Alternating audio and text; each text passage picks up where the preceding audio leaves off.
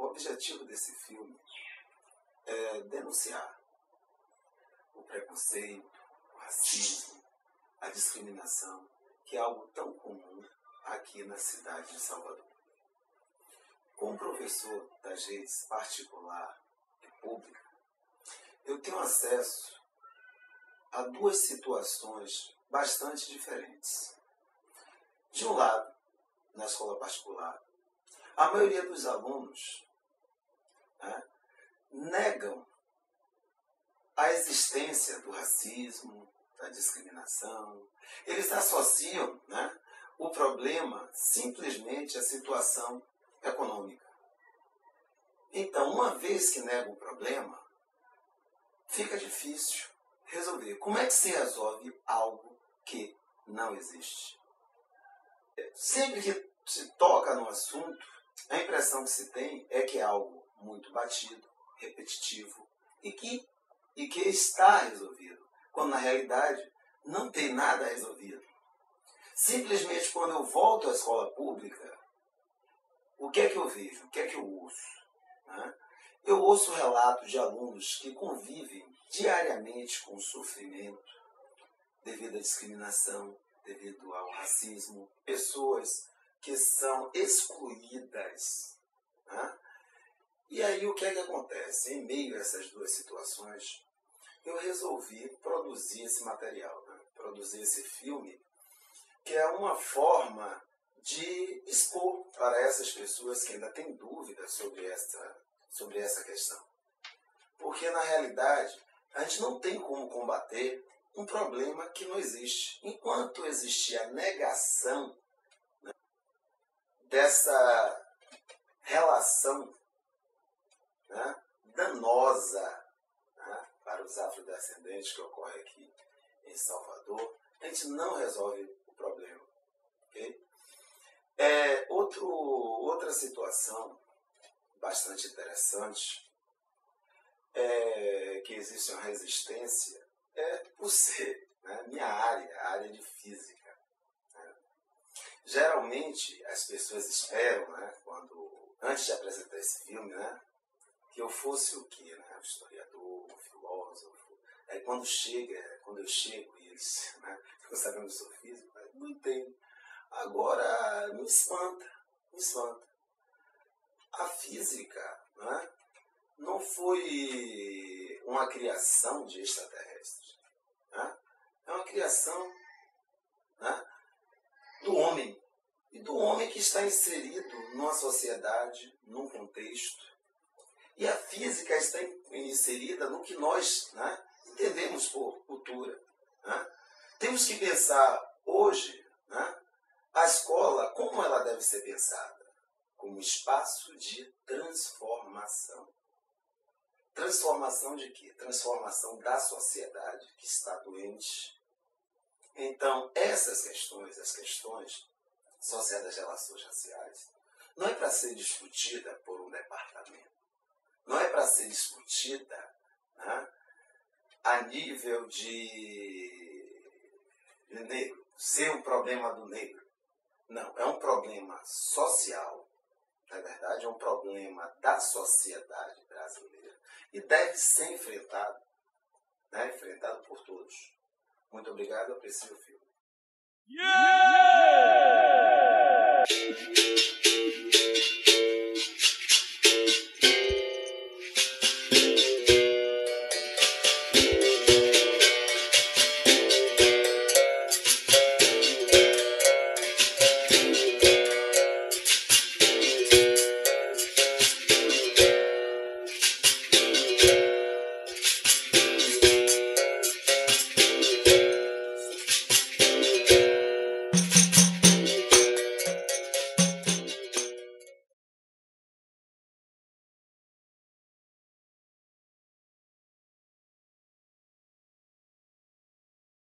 Fomos adotados por outro país, trabalhando como escravo com suor e cicatriz.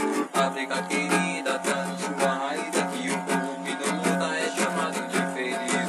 De cada eu trago só o povo que responda. Reza no candomblé ao toque da roupa. Isso é que me faz esquecer da frustração. Apesar do meu lamentar ainda tenho diversão. Não me lembro do passado, nem ao menos sei quem sou.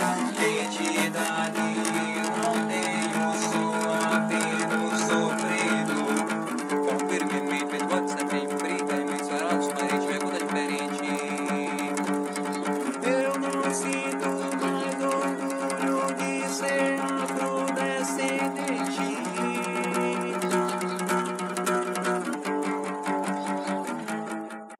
Realmente é necessário que nós conheçamos a nossa história, né?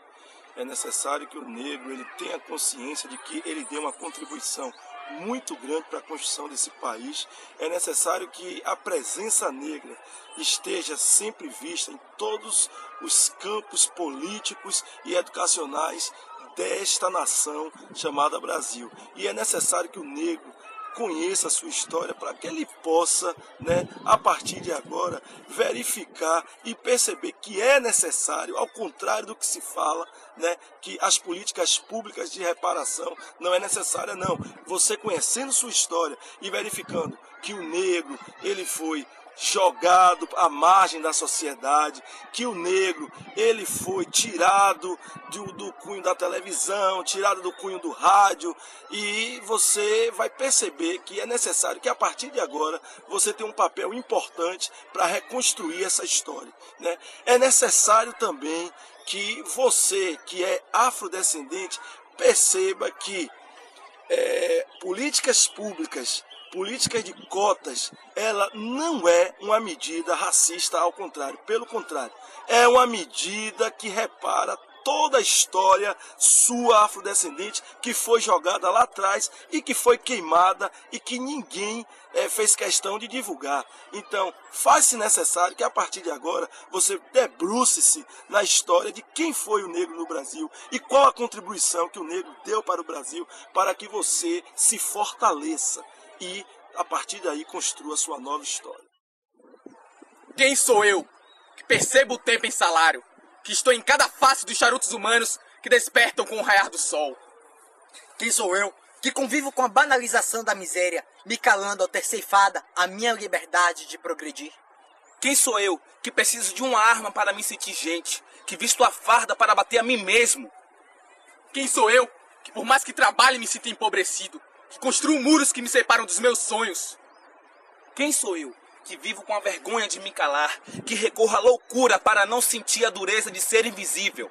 Quem sou eu, que absorvo ideologias que me violentam, que defende uma justiça que me mantém cativo? Quem sou eu, que tento sucumbir à minha história com a fé, que diante de tanta dor vomito o discurso do meu algoz? Quem sou eu, que tento cortar as asas ao nascer? Que força eu tenho para gerar tanto medo? Quem sou eu? Quem sou eu? Quem sou eu? Falar de identidade no Brasil é, antes de tudo, falar de imagem, principalmente da imagem física. A imagem física do afrodescendente, ou do negro brasileiro, ela foi negativizada por um passado escravocrata. A imagem física do eurodescendente, ela foi positivada. Logo, a televisão brasileira hoje, principal veículo de imagem, ela é branca. É uma televisão eurocêntrica, é uma televisão hegemônica, que trata da cultura principal como cultura do branco europeu, ou do branco europeizado. Tudo que é relacionado à imagem do afrodescendente é relacionado como negativo. Tudo que é relacionado à imagem do eurodescendente é relacionado como algo positivo. Logo, é necessário um resgate dessa imagem para que a identidade afrodescendente ela surja, principalmente em adolescentes e crianças. Sofremos uma exclusão social. Nós temos os piores empregos. Você foi nos bancos, gerentes, os maiores empregos são os brancos, que tem maior poder aquisitivo são os brancos, né? Isso é uma exclusão social. Ele demonstra que o negro é incapaz, o negro não tem uma estética perfeita, e nós temos uma capacidade, nós temos a oportunidade de exercê-la. Isso que está faltando na nossa sociedade. Uma das formas de como opera o racismo brasileiro é a ausência do negro, sobretudo na mídia, sobretudo na televisão brasileira. Se ligarmos a televisão das 7 horas até a última hora da noite, veremos poucas caras negras. E qual a repercussão desse processo para o negro? Qual a repercussão desse processo para a sua autoestima? Ora, a autoestima é uma avaliação constante do eu. Eu estou constantemente me julgando, avaliando se estou bem em um segmento, avaliando se estou bem em um domínio. E se eu não tenho referência, se eu não me vejo na televisão, quais são as referências que eu tenho para a construção da minha subjetividade? Ora, a consequência é a baixa autoestima, é a negação própria do ser humano, a negação da sua condição de existência mínima. Isso eu chamo de estereótipo da ausência de beleza, ausência de me ver na televisão como belo, representando papéis positivos. Eu acho um absurdo, como eu vejo, não sou eu como todos, nas recepções de hospitais, de hotéis, enfim, dá preferência a meninas branquinhas, cabelo longo, a rosto bonito, a olhos azuis. Eu fui fazer uma entrevista e o rapaz me tratou muito mal. Isso me deixou muito revoltada, porque eu pensava que preconceito não acontecia aqui no Brasil. Como é muito relatado que só existe preconceito nos States, isso não é verdade. O preconceito no Brasil, ele não é divulgado como é nos Estados Unidos. Eu fui fazer a entrevista e eu fui cruelmente discriminada, porque só no olhar a pessoa percebe tudo. E esse rapaz me deixou traumatizada, porque ele olhava para mim como se eu fosse um lixo, um inútil. E isso me deixou muito revoltada. Até hoje eu sofro quando eu vou fazer entrevista. Você já sofreu alguma discriminação? E aí, quer contar alguma pra mim? Por quê? Não, tenho vergonha. Sente mal, muito mal com isso? Vou contar uma história de racismo que aconteceu comigo, que foi uma história muito chata de ter vivido, de ter iniciado essa história. Eu estava numa festa e tinha muita gente bonita, tinha um rapaz, ele chegou pra mim e disse que me achou muito bonita, queria ficar comigo, mas não se sentia à vontade pelo fato de eu ser negra. Então, na verdade, falar de intolerância religiosa é falar dos últimos acontecimentos que têm ocorrido no Brasil, particularmente na Bahia, dos ataques sofridos às religiões de matriz africana, onde diversas pertenças de origem europeia, a exemplo dos protestantes, principalmente os evangélicos, chamados denominados de evangélicos, têm transferido contra as religiões de matriz africana, com todo tipo de ataque, de ofensa, de tentativa de exclusão, de espizinhamento, de ofensa, que na prática contradiz a lógica do cristianismo, que é amar ao próximo como a ti mesmo, refutando toda a forma de ódio, entendeu? E praticando o que se chama comumente de amor. Então, se na prática essas práticas ofendem, desfazem, despizinham, procuram excluir, menosprezar o povo de origem africana, então não existe por parte desses segmentos religiosos chamados de evangélicos de amor. Então, o amor não existe para essas pessoas, porque na prática existe a ofensa. Então, ao se colocar nessa forma, se colocando espiziando, se colocando desfazendo, menosprezando, desqualificando, então aí está configurada a tolerância religiosa, que se constitui o crime. Então essas práticas são vistas de diversas formas, com falares de estar amarrado, estar repreendido, sai Satanás, queima Jesus, dentre outras, que são falares por parte desses segmentos. Então esses segmentos procuram diabolizar, satanizar os segmentos de origem de matriz africana, entendeu? Onde esses segmentos não têm qualquer relação com o diabo ou qualquer história relacionada com o cristianismo. Então, ao se colocar dessa forma, estão se colocando de forma preconceituosa, estão colocando de forma discriminatória, etnocêntrica e racista. Então, o diabo, ele se dá no campo do entendimento da doutrina de origem cristã, mais precisamente da origem judaica cristã. O diabo não tem qualquer associação com as divindades de origem africana. Exu é Exu, diabo é diabo. Né? Então, o orixá, por exemplo, seja ele qual for, Ogum, Oxum, Iemanjá, entendeu? É uma divindade da natureza, em cada espaço da natureza, no raiar do vento, no raiar do sol, no aparecer do vento, nas águas doces, nas águas salgadas, nos manguezais, ali se encontra o orixá. Então, o altar do povo de santo são as divindades da natureza, são os elementos da natureza. Então, essa associação, bom, mal, ruim, não ruim, diabo, Deus, inferno, céu é uma explicação de origem judaico-cristã. Portanto, não há qualquer tipo de associação nesse sentido. Então, ao se colocar dessa forma, essas pessoas estão sendo discriminadoras, estão usando práticas neocolonialistas e até então racistas e também escravistas do período do século XVI, XVII, XVIII e XIX, quando se perdurou a escravidão. Então, essas práticas continuam e representam uma forte ameaça às formas de organização, representam uma forte ameaça às formas de lidar com o cotidiano na sociedade brasileira, que precisa muito mais de rede de convivência, de respeito, de solidariedade.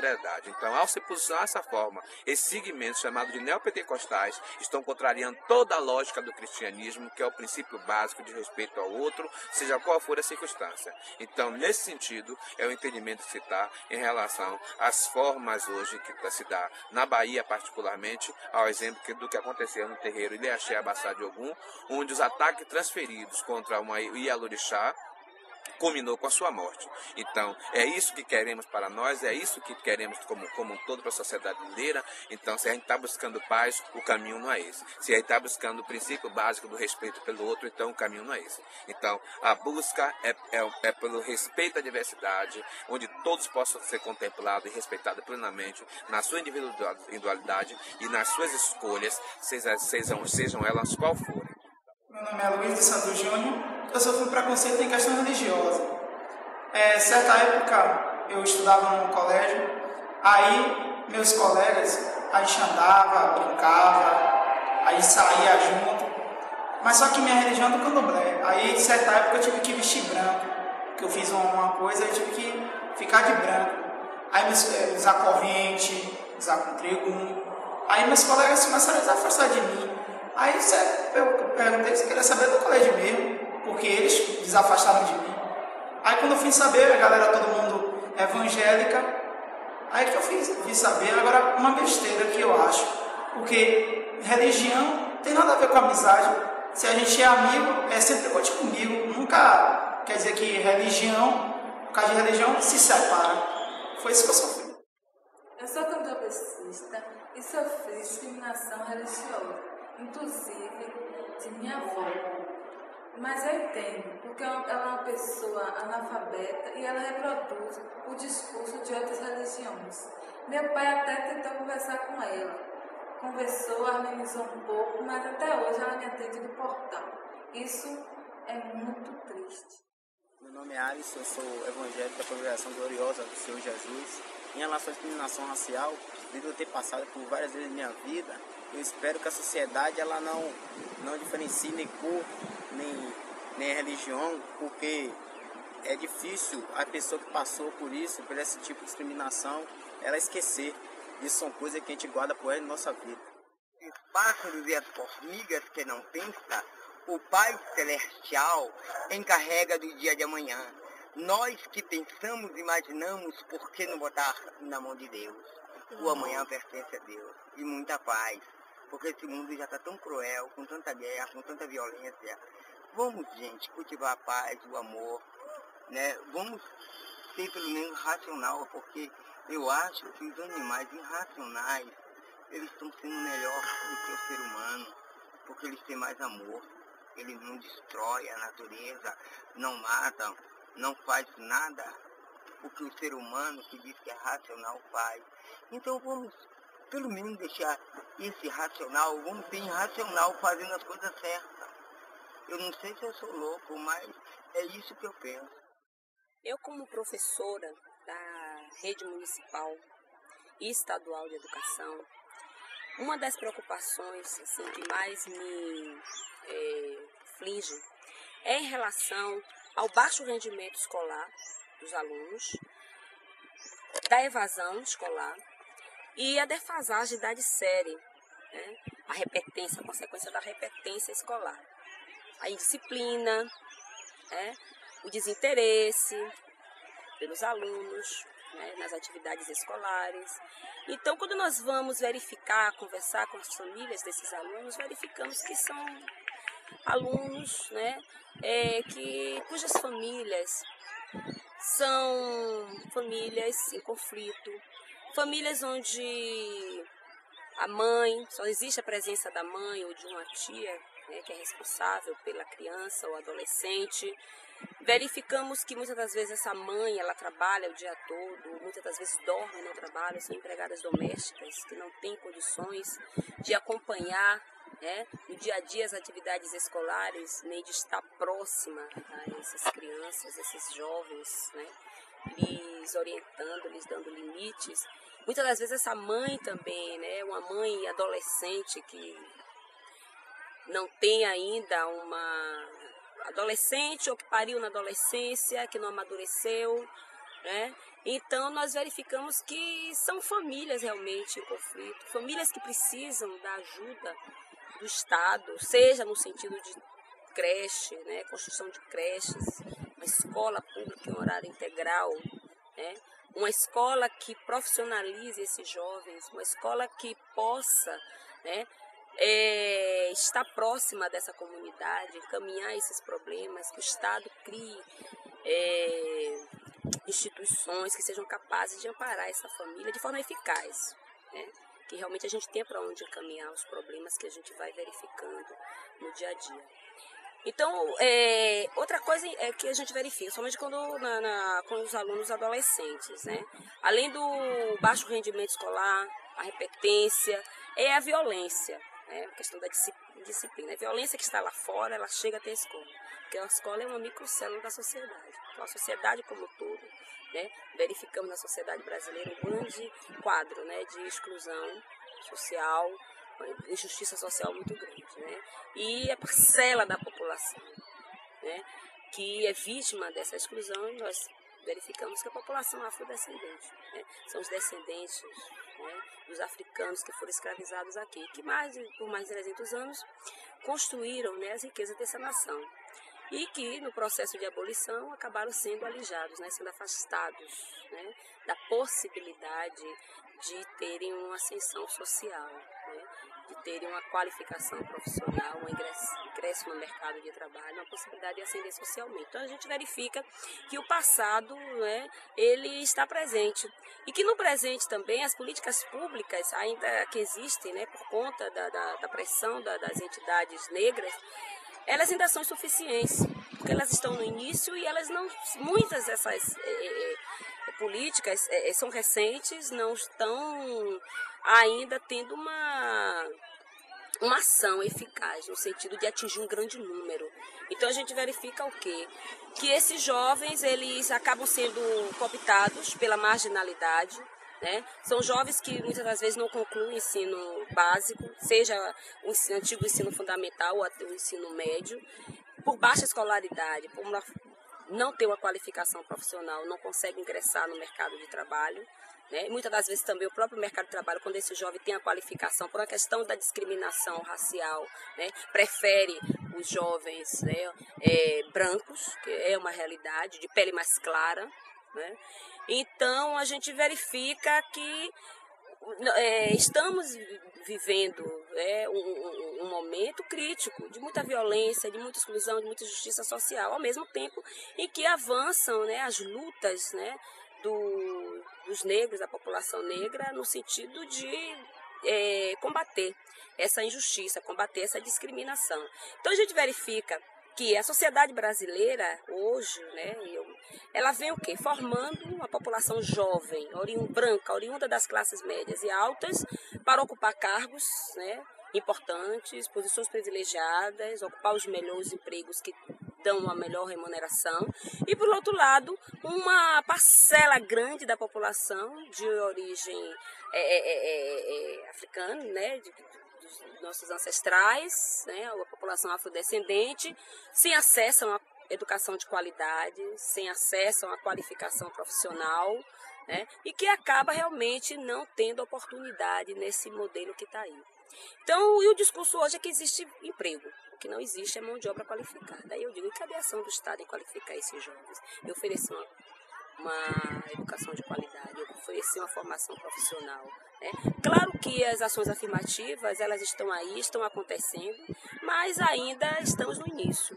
E o quadro, né, de marginalização acentuado, violência acentuada, exclusão acentuada, tem aumentado cada vez mais. Então a gente precisa repensar, né, como um povo mesmo, como uma sociedade, onde todos são responsáveis, né, pela realidade que está aí. E todos somos vítimas dela. Porque até as elites, né, elas têm cada vez mais que viver dentro de gaiolas de luxo. Então, é um problema que atinge a todos, mas que a população que mais sofre é realmente a população afrodescendente, né, que está sendo excluída desse processo. Então, a gente precisa repensar também, né, a questão do trabalho da mulher negra. Né, que a jornada de trabalho, a remuneração, a questão da creche, que essa mulher ela tenha o direito, né, de poder educar seus filhos, né, como nós mulheres, né, temos que ter.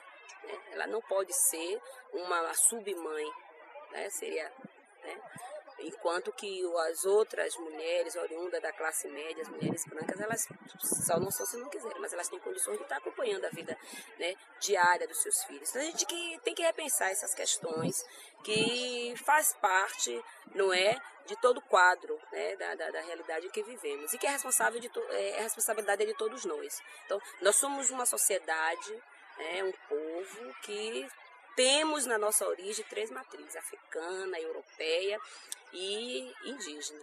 E nós temos que contemplar, né, na distribuição da riqueza, né, essas 3 matrizes, para realmente nós sermos um povo com uma identidade nacional, que até o momento nós não somos. Com 15 anos, eu vim trabalhar aqui em Salvador e eu morava no interior, parei de estudar lá e vim para cá, tentar uma vida melhor, tentar fazer alguns cursos e vim trabalhar, já foi certo, vim trabalhar na casa de uma senhora. Só que cheguei aqui, trabalhava assim, de domingo a domingo, acordava às 6 horas da manhã, ia dormir 10 horas da noite trabalhando o dia todo, não tinha folga, não tinha descanso, não tinha hora de almoço, então era horrível. E com o passar do tempo eu criei um laço com a nora dessa senhora e presenciei uma cena muito chata, que ela chamou a nora e disse: você tem que saber separar as coisas, empregado é empregado, patrão é patrão. Então, se você ficar de muita conversa com os empregados da casa, vai ficar meio chato, tanto para eles como para a gente, porque não são iguais a gente. Eu trabalhei em uma casa que a mulher ela não gostava de preto, de negro. Ela dizia que negro era sujo, que negro era imundo, que negro era porcos e que negro foi feito para poder trabalhar em trabalhos pesados. Ela, quando via um mendigo na rua, ela ficava rindo, dizia que os negros só foi feito para poder sujar a rua. Ela dizia também que a escravidão nunca deveria ter terminado. Inclusive, ela não me chamava pelo meu nome, ela me chamava de preta e a minha prima de preto, que trabalhava no mesmo local. Eu me senti discriminada quando fui fazer uma entrevista de emprego. Tinha uma seleção, nós fizemos entre várias pessoas, 2 foram selecionadas, foi eu e uma outra pessoa, ela era branca, essa outra menina que foi selecionada também era branca, e eu tinha mais bagagem no currículo, tinha mais experiência que ela, inclusive o curso de telemarketing que ela não tinha, eu tinha, e ela foi selecionada e eu não, sendo que eu tinha mais capacidade de estar naquela vaga do que ela. Eu me senti discriminada racialmente. Discriminação, preconceito racial, só os tolos não percebem que isso tudo é banal. Eu não pego concorrência com playboyzinho da TV, nós estuda por emprego, quem primeiro vai perder. Claro que sou eu, a minha raça denuncia, e se eu for protestar, paro na delegacia. Eu devia ficar alegre, dando muita alegria, pelo menos consegui a minha carta de corria. Não me lembro do passado.